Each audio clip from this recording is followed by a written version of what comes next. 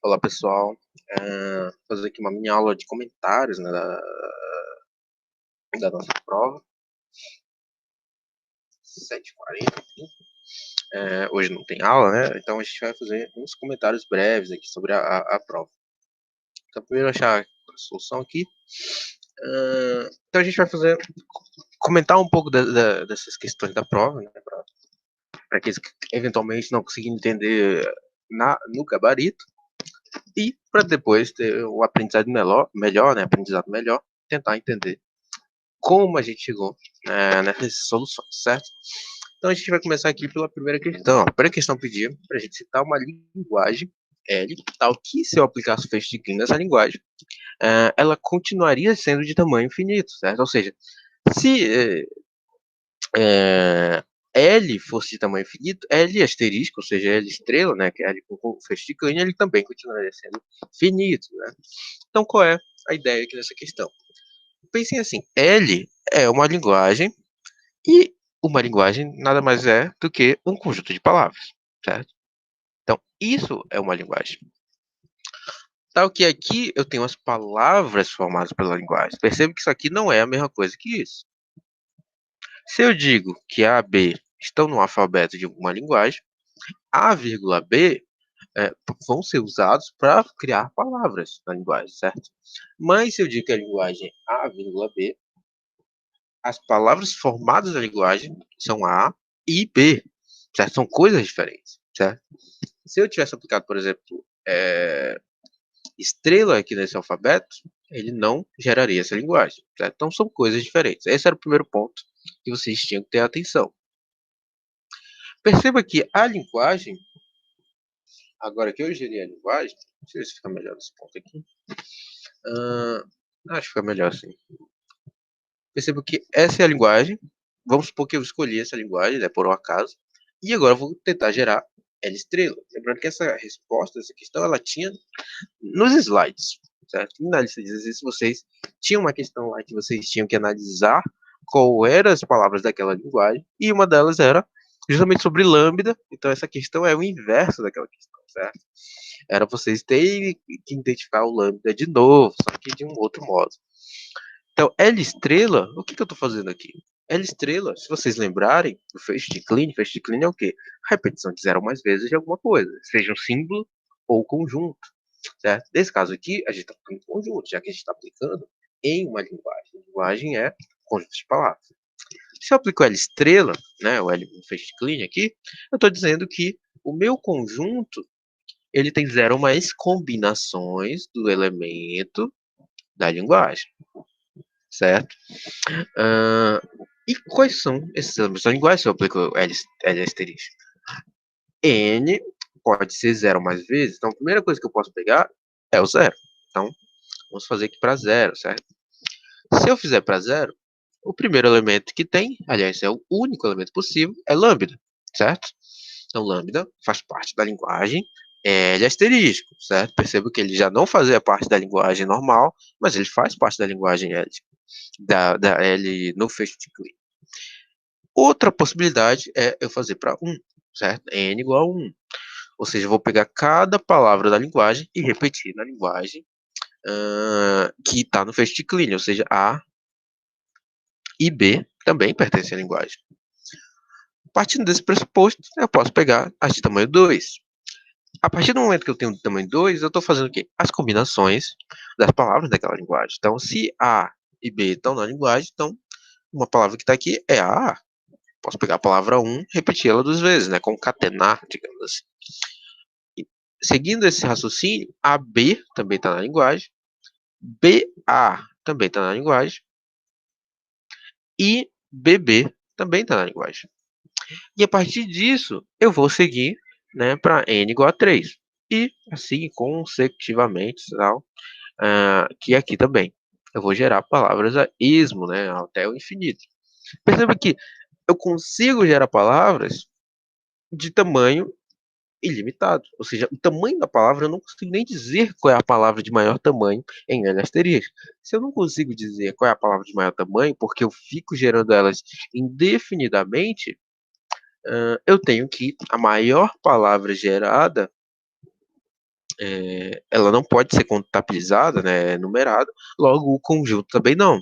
Ou seja, o meu tamanho de L estrela, né, L no Festclean, ele é infinito. Nossa, ficou muito feio isso aqui, né? Ele é infinito, certo? Era para ser um 8 aqui de cabeça para baixo. Acabou ficando meio feio. Então, essa era a ideia dessa questão, certo? E as únicas formas possíveis disso acontecer, acabou que depois eu pensei e tem duas soluções, né? Já que eu não fiz uma restrição. Então, L, se ele for lambda, lembrem-se da aula de conjuntos. Se eu fizer lambda asterisco, ele é igual a lambda, certo? Lambda no Festclean é igual a lambda. Lambda concatenado com qualquer palavra é igual à própria palavra. Isso porque o lambda, oxi, horroroso. O lambda, ele só interessa quando ele é sozinho, certo? Então, se eu concateno lambda com qualquer coisa, ele continua sendo aquela outra coisa, certo? Qualquer coisa que eu concatenei com lambda vai virar qualquer coisa, é igual, certo? E a mesma coisa acontece na linguagem. Então, se eu aplico L, se eu digo que a linguagem L é formada só pela palavra vazia, é a mesma coisa que eu dizer que L com Festclean vai continuar sendo a própria palavra vazia.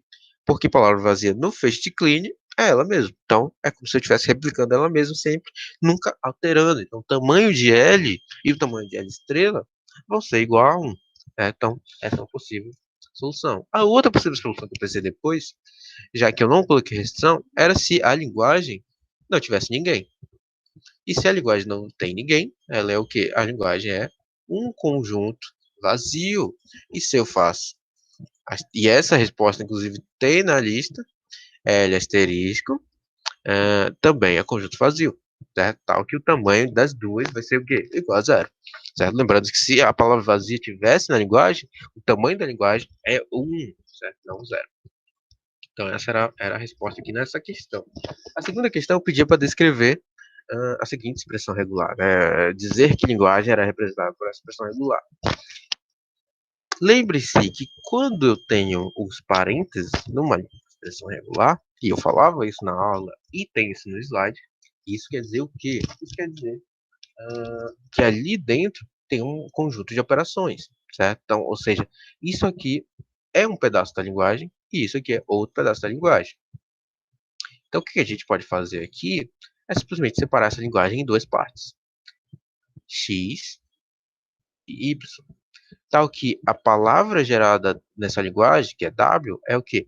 É a concatenação de x e y. Tal que o meu x é o quê? É 1, ou 0, 1, ou 0, 0, 1. Tudo isso em um Festclean. Lembrando que o Festclean se aplica no símbolo onde ele está sendo aplicado. Se o símbolo que está sendo aplicado é um parênteses, ele está sendo aplicado em toda a operação do parênteses, certo? Enquanto y é o quê? Y é lambda ou 0 ou 0, 0, certo? Então, W é igual a XY. Se eu for... e Y é o sufixo e X é o prefixo.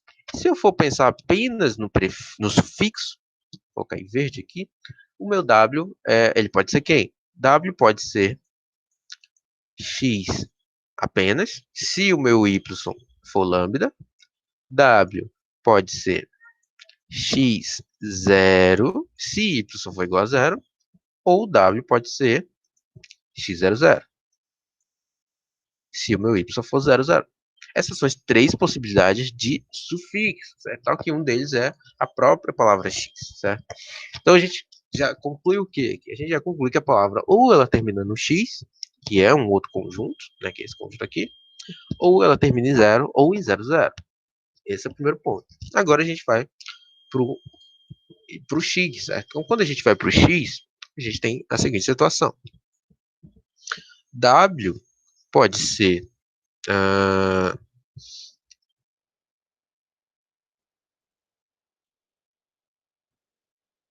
vai ser essa operação aqui não first clean. Lembrando que o first clean diz 0 mais vezes. Então, qual é a menor palavra possível para x? A menor palavra possível para x é lambda, porque tem o first clean, certo? Por causa do first clean.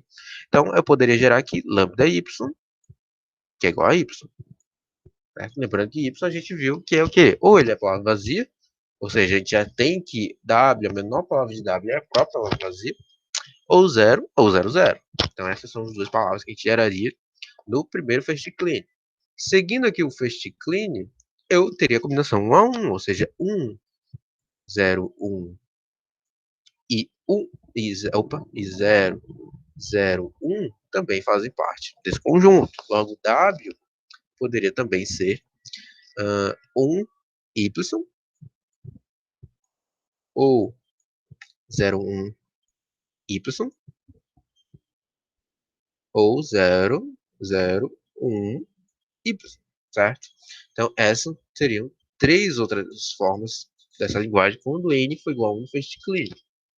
Se eu mantiver isso aqui, e aqui vem um caso curioso, que é, ele pode ser, lembrando igual a primeira questão, a gente vai combinar ele n vezes. Tal que W vai ter uma combinação de n vezes de x seguindo no y. Mas vamos tentar pegar só as combinações que tem 0, certo? Uma combinação possível seria eu pegar o quê? 0, 0, 1, ou seja, esse cara aqui, né? Seguido dele mesmo, 0, 0, 1. Por quê? Porque está no first clean. Seguido desse cara, vamos dizer aqui. 0, 1. E aí sim, seguido por y.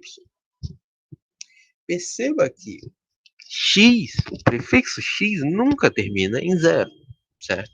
Logo, eu nunca consigo combinar zeros com o y, certo? Porque o x nunca termina em 0. Esse pedaço nunca termina em 0. Ele sempre vai terminar em 1. E não importa quanto eu tente combinar, eu nunca vou ter mais que 2 zeros seguidos, né? Percebam que nunca tem 2 zeros seguidos. Sempre só tem um 0 ou 2 zeros. Por quê? Porque cada elemento do prefixo ou do sufixo de x termina em 1. Então, eu nunca consigo ter 3 zeros. E com esse sufixo nunca termina em 0, eu também não consigo combinar 3 zeros para formar 3 zeros a partir do y, já que y só tem ou um 0, ou 2, ou nenhum, né? Então, logo, a ideia aqui nessa palavra é que nenhuma palavra com 3 zeros seguidos fazem parte da linguagem. Então, se eu tentasse fazer aqui W igual a 0, 0, 0, 1, essa palavra não pertence à linguagem. Por quê? Porque não tem uma combinação possível que eu consiga gerar 3 zeros seguidos. E, consequentemente, né, intuitivamente, a gente pensaria isso para 4 zeros, para 5 zeros, 6 zeros e por aí vai. Logo, a gente percebe que o quê? São todos os números binários, menos os números binários que têm 3 ou mais zeros seguidos. Né? Não importa como eles estejam rangeados, desde que sejam seguidos. Então, essa era as palavras formadas por esse conjunto, né? O conjunto formalizado através de uma expressão regular, certo? Então, você só tinha que escrever isso, né? Dizer que são todas as palavras entre os números binários, aparentemente, né? Tal que palavras com mais 3 ou mais zeros seguidos não estão na linguagem. Então, essa era a resposta desse trabalho, ou dessa questão. A terceira questão era a gramática. Certo? Então, aqui exigia alguns conceitos, né? Eu queria alguns conceitos que eu queria que ver se vocês estavam atentos nestes conceitos. E quais eram esses conceitos, certo? Aqui. Lembrem-se que uma gramática é uma quádrupla, tal que o primeiro elemento da quádrupla são as variáveis da gramática, ou seja, são símbolos não terminais da gramática, que são representados pelas letras maiúsculas. O alfabeto da linguagem, como ficou grande, o alfabeto da linguagem, o conjunto de regras, né, de derivação, né, para cada variável da gramática, e o conjunto e o símbolo inicial da gramática, certo? Que normalmente a gente usa o Szão.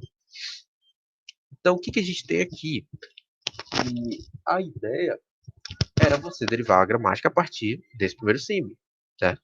Nesse caso, a gente já tem que derivar uma palavra específica. A palavra já era dada e você tinha que derivá-la pela esquerda e pela direita. Então, qual era a ideia que tinha que ser feita nessa questão? Você podia fazer de duas formas, né? Uma forma, que era que eu esperava que fosse feito, era essa. Você simplesmente vem aqui, cisão, cria a raiz, e a cisão, ele pode gerar duas coisas, como a gente viu. Ou ele pode gerar esse azão, Szão, Bzão, ou esse lambda, certo? Só que, se eu gerar lambda aqui,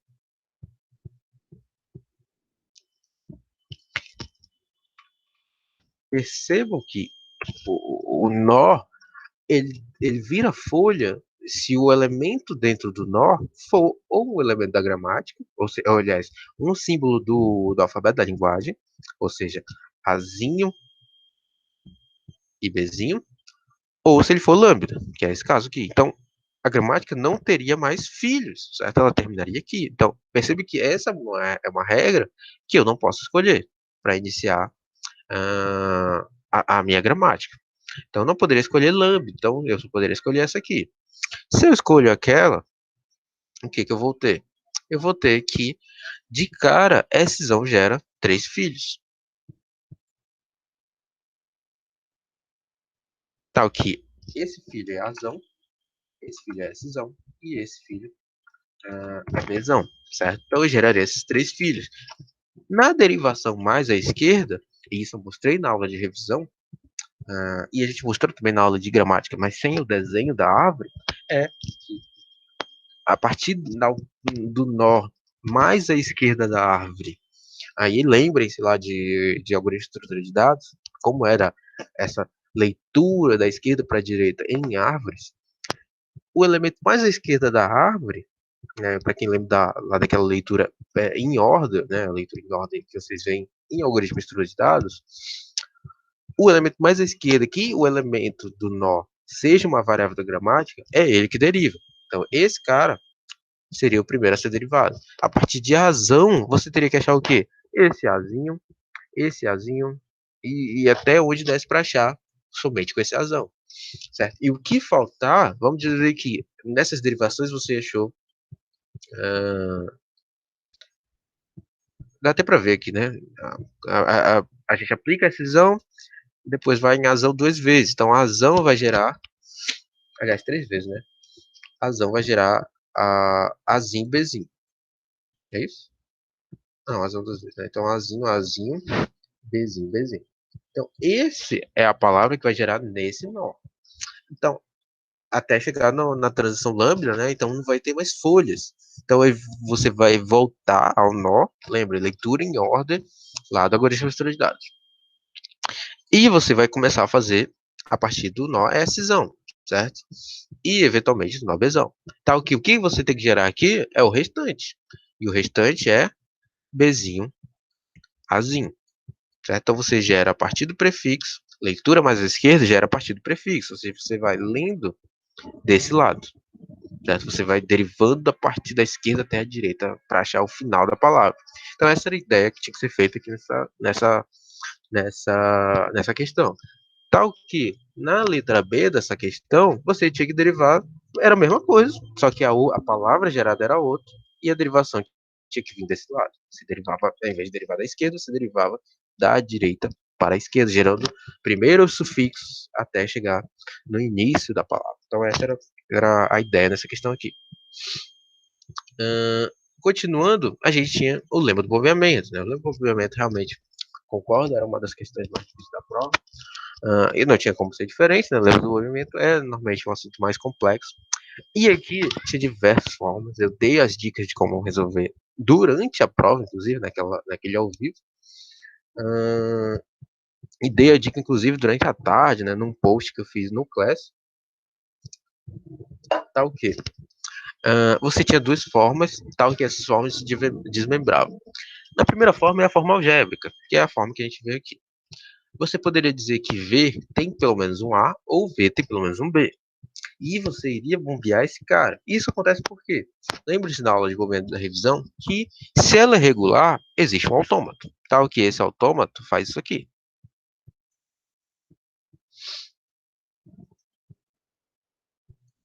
Até chegar no estado final. Ou seja, ele tem um loop, certo? Existe um loop nesse autômato e é ele que a gente vai bobear. Esse cara é o V, certo? Agora a gente supõe que existe esse autômato. Se ele existe, existe um N, que é o número de estados de autômato. Vamos dizer que esse número de estados do autômato seja 3, certo? Então eu tenho que achar um K, né, que é a constante do lema do bombeamento, tal que se eu bombear esse cara, né, que é essa palavra gerada a partir da constante K, eu vou achar uma palavra tal que meu K seja menor ou igual ao número de estados. Eu vou acabar encontrando uma palavra que ele pertencia à linguagem inicialmente, mas eu bombeei e ela deixou de pertencer à linguagem. Então, se n é igual a 3, se eu tenho 3 estados, eu tenho que ter um loop aqui. Então, o menor loop que eu posso encontrar é simplesmente se ele tem o mesmo tamanho do número de estados. Então, eu vou pegar um Z aqui, tal que meu Z é a palavra que eu vou gerar. Então, essa era uma das formas de fazer, que é a forma que o JFlap faz, que é você dizer uma palavra para ele testar. Então, eu vou pegar um tamanho Z, menor palavra de tamanho que seja 3 é Azinho, Bzinho, Bzinho. Essa palavra essa palavra pertence à linguagem, certo? Não precisamos ver, tal que o número de Bs é exatamente um a mais do que o número de A's. Então, tem um A, então tem que ter 2 Bs, certo? K mais 1. Essa palavra pertence à linguagem. Vamos dizer que meu UVW é o quê? V é igual a Azinho, W é igual a B, Bzinho, Bzinho, Bzinho, certo? E o cara que a gente vai bombear é justamente esse, certo? Tal que o meu U é a palavra vazia. Lembrando do lema do bombeamento. Existe um autômato, se ela é regular, existe um autômato tal que eu posso lupar nele. Se eu escolho I igual a zero, eu vou ter o quê? Que o VW vai ser o W. E o W é simplesmente Bzinho, Bzinho, certo? E Bzinho, Bzinho deveria pertencer à linguagem, mas o que acontece? Ela não pertence à linguagem. Porque o número de Bs difere daquele número de A's que deveria ser o quê? O número de Bs menos 1, certo? Já que o número de Bs é o número de A's mais 1, então o número de A's seria o número de Bs menos 1. Mas isso não acontece, porque eu tenho 2 Bs e 0 A's. E a mesma coisa aconteceria se eu fizesse para I igual a 2. I igual a 2 implicaria na seguinte condição.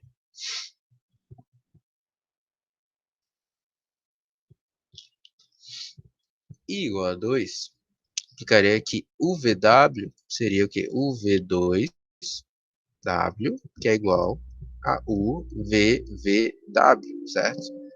E o VVW é igual, seguindo aquele Z que a gente escolheu inicialmente, é Azinho, Azinho, porque tem 2 V's, Bzinho, Bzinho. E essa também não pertence à linguagem, né? E, intuitivamente, se a gente continuasse bombeando azinhos, a gente teria o número de A's seria maior ou igual a B, para I maior ou igual a 1, certo? Então, ele também não pertenceria à linguagem. Aliás, para I maior ou igual a 2. Então, não pertenceria à linguagem, logo a gente teria uma contradição. Então, bastava vocês acharem um caso. E um caso é o quê? Você achar uma palavra Z que pertence à linguagem, separar ela em um VW, seguindo as propriedades do lema do desenvolvimento, que são que o V o V tem que ser menor ou igual ao tamanho da palavra, né, menor ou igual a N, e V, o tamanho de V tem que ser maior que zero, né, que é o cara que a gente vai bombear, senão a gente não vai conseguir bombear ninguém e achar um caso. Como a prova do lema do bombeamento é por contradição, basta a gente achar um caso. Então, essa resposta essa solução, né, responde toda a questão. E Por último, a última questão, né? A gente bateu bastante umas 3 aulas nessa questão do planeta estranho, na época lá da aula de autômatos, certo? Autômatos finitos, que é o quê? Aqui, a ideia é que vocês modelem problemas como autômatos, certo? A linguagem, ela não é tão clara, perceba que ela não é tão clara quanto nas questões da lista, mas a linguagem está ali. E você poderia modelar ela de diversas formas. Quando você está ali fazendo problemas, seja lá de algoritmos, projetos de programas, ou mesmo se você já trabalha com computação na área, você está resolvendo o quê? O cara te passa um problema lá que você tem que resolver, você vai usar o código, não importa a linguagem que você está usando, e você vai resolver aquele problema seguindo uma sequência de passos até que chegue na solução daquele problema, ou chegue e diga que a entrada do cara ou tá errada, ou tá certa, enfim, algo do gênero. Então perceba que você tem um fluxo. E esse fluxo nada mais é que um tipo de autômato. Então, a ideia aqui era você pegar esse problema e tentar modelar como autômato. Ele havia duas formas de serem feitos, ou por autômato finito determinístico, ou o não determinístico, certo? Que eu consigo pensar, certo? Poderia eventualmente ter com transições lambdas ou estendido, mas eu não consigo pensar nesses dois casos. No autômato finito determinístico, o que a gente teria? Que o estado, ou seja, o meu Qzinho, ele seria, o meu Q, aliás, né? Ele seria, ele poderia ser o quê? O número de habitantes em cada espécie, certo? Um exemplo seria 101, ou seja, um cara da espécie A, 0 pessoas da espécie B, 0 pessoas da espécie C, certo? Então poderia ter essa combinação. Outra forma de ser feita seria como eu fiz, né? Eu tenho um XYZ, tal que eu só ordenei ele de forma decrescente, ou seja, a espécie que eu tenho mais pessoas tem 3, a espécie que está com menos pessoas é 1, e o meio ali é 2, ou seja, a outra espécie, né, tem 2 caras, não é nem a que tem mais habitantes, nem a que tem menos.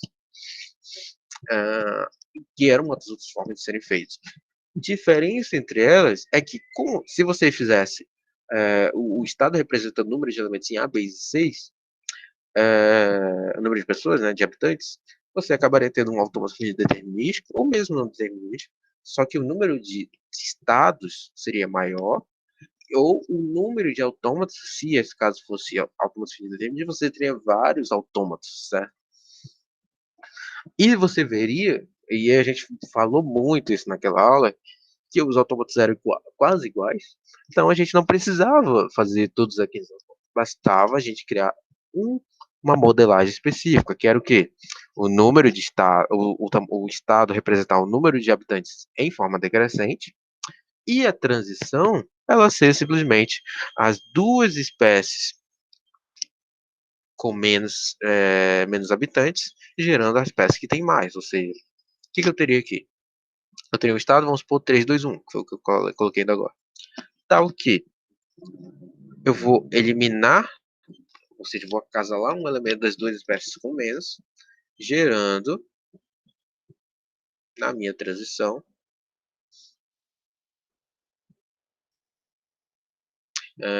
dois elementos desse cara aqui, né? Desse verde, certo? Eu vou adicionar nesse verde mais 2. Né? Lembrando, acasala, morrem os dois, nascem 2 da outra espécie. Então geraria o meu 3 mais 2, ou seja, geraria 5 aqui. Mata um, mata um dessa espécie que tem 2, ou seja, ficava 1. Mata um dessa espécie que tem 1, ou seja, fica 0. Então, eu geraria essa transição tal que a minha transição seria alguma coisa consumida x, tal que x representa o acasalamento das duas espécies, né, ou com a maior ou com a menor quantidade de habitantes, né, nesse caso aqui era com a menor quantidade de habitantes. Em termos de estados finais, não importava muito aqui, certo? O que importava aqui é que você gerasse uma forma lógica de descrever esse cara, que é o quê? Se a configuração inicial da população for 510, 321 ou 420, no número de habitantes em ABC, o planeta nunca vai morrer. Certo? E nunca vai morrer por quê? Porque não importa qual combinação eu escolha para acasalar, sempre vai continuar gerando outras combinações que continuam acasalando. Mas se eu chegasse nessa outra modelagem aqui, tal que a configuração inicial fosse 222, 411 e 330, eu teria que manter uma espécie de oráculo para saber. Eles teriam, né, que se acasalar da forma correta. Tal que se chegassem em 411 e se esses dois caras que têm menos habitantes, só tem um habitante cada um, vamos supor que é B e C, B e C se acasalam, né? Ou seja, tira um aqui e vai gerar mais dois do 4, né? Que é o A, por exemplo. Chegando nesse estado aqui, que é o 600, ou seja, tem um deles tem 6 habitantes e o número de habitantes do planeta inteiro era 6, ou seja, o que vai acontecer? Nesse estado, ele vai morrer, o planeta vai morrer porque não tem mais como acasalar ninguém. Eles são casaláveis, espécies diferentes. E se não tem duas espécies com pelo menos um habitante, não tem mais acasalamento. Então, essa era a ideia da modelagem aqui desse problema. Agora falando das notas, certo? Lembre-se que eu falei que as notas eram de tamanho variável, certo? De nota variável, justamente porque eu queria saber uh, quem, uh, quem conseguiria fazer qual questão, né? Adiantando que a questão 3 e a questão 4, incrivelmente, lembro do confiamento, foi uma das questões mais feitas. Então, essas duas questões foram mais feitas, então elas ganharam nota maior. Lembra que eu falei que a nota de cada questão seria entre 1,5 e 2,5. Então a gente chegou nessa seguinte combinação aqui de notas. Tal que a primeira questão valia praticamente 1,5, já que ninguém fez. A segunda questão valia 1,6. A terceira questão valia 2,49. Foi a questão mais feita. A quarta questão valia 2. E a quinta questão valia 1,55, praticamente. Só que, dependendo da forma como vocês fizessem as questões, a prova não valeria 10, digamos assim, né? E a prova acabou valendo 9,17. Para compensar isso, eu ia fazer o quê? Eu ia pegar o restante da nota que falta, né, que é quase 9 décimos, né, quase 8, entre 8 e 9 décimos, e simplesmente somar esse resto no valor da questão, ou seja, a questão 1 valeria 1,5 mais 0,17, que é esse resto, né, que eu tenho que adicionar para cada questão.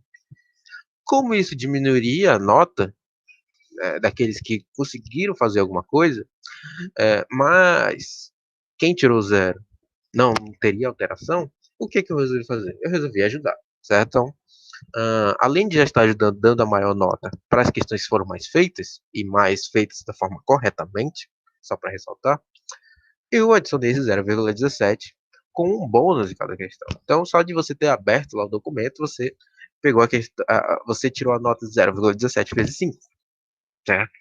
E depois fazendo a conversão para a forma de notas do Google Classroom, essa nota virou 5,1 pontos lá na nota de 0 a 60 do Classroom. Então, quem tirou 5,1 é porque é como se tivesse pegado zero. Eu criei uma função injetora, né, para nota ali de 0 a 10 e converti ela no Classroom, certo? Então é isso que tem aqui. O algoritmo eu já tinha passado na última aula, ou na aula da prova, né? Eu deixei lá disponível para quem quiser olhar, quiser questionar, enfim. Mas acreditem, essa é a maior nota possível que vocês vão conseguir dentro dessa modelagem. Se vocês quiserem que eu altere o algoritmo, a gente pode alterar e gerar novas notas, mas provavelmente vai diminuir muito mais as notas de todos os alunos, até daqueles que tiraram zero e daqueles que tiraram alguma nota, né? Tiraram 5, 7, alguns tiraram 7 também. E acabaria diminuindo muito. Então, essa foi a ideia da prova, né? Então, cada um já começou com essa pontuação, né? 0,17 vezes 5. E o restante foi a soma do que foi sendo feito, certo? Alguns acabaram não acertando em cheio algumas questões, né? Mesmo tendo feito partes corretas da terceira ou da quarta, mas às vezes faltava alguma coisa, ou da quinta também, né? E aí eu tirava um 0,1 ali, 0,2, e aí a gente acabou convertendo. Se eventualmente alguém quiser saber depois a sua nota naquele formato de 0 a 10, eu posso dizer, certo? Aí no particular, né, obviamente, já que no Google Classroom vocês veem uma pontuação de 0 a 60, mas se vocês quiserem saber qual é essa nota, é só fazer a conversão, né, de 0 a 60 para uma modelagem de 0 a 10. É só criar uma função injetora, lembre-se lá da aula de revisão de matemática discreta, certo? Isso aí foi ensinado também, certo? Isso aqui, esse meu código é pura matemática discreta. É puro início lá da nossa aula de linguagens formais. Eu só simplesmente estou criando uma função injetora para modelagem das notas, certo? Então é isso que esse código aqui faz. Bom, e é isso. Não tinha mais o que comentar. Era só uma aula de mini comentários sobre a prova. Estudem mais, façam o trabalho, certo? Espero que tenham entendido bem cada questão, né? Tanto pelo gabarito como por essa mini aula de comentários. E é isso. Abraço a todos e nos vemos na próxima terça, né? Hoje não tem aula. Falou, tchau, tchau.